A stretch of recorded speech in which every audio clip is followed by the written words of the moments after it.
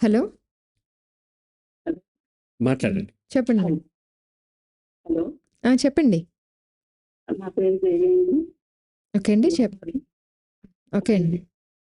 అది personality disaster ఉంటే మీరు ఎలా చదువుతున్నారు? రైట్. ఎవరికి ఉందమ్మా? పర్సనాలిటీ డిజాస్టర్ ఎవరికి ఉంది? ఎవరికుందండి? మా హస్బెండ్ ఉందండి. ఓకే. ఈ పర్సనాలిటీ డబ్బులు గురించి ఆలోచించడం.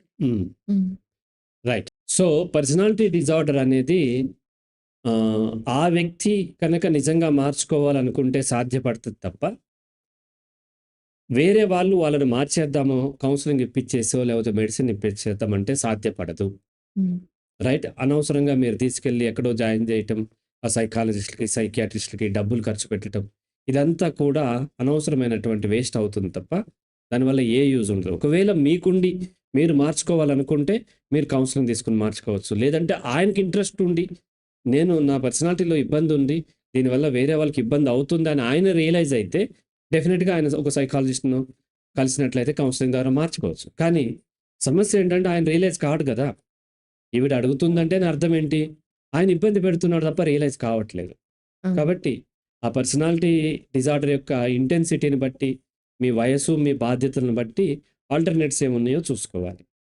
రైట్. మీ వయసు ఎంతమ్మా?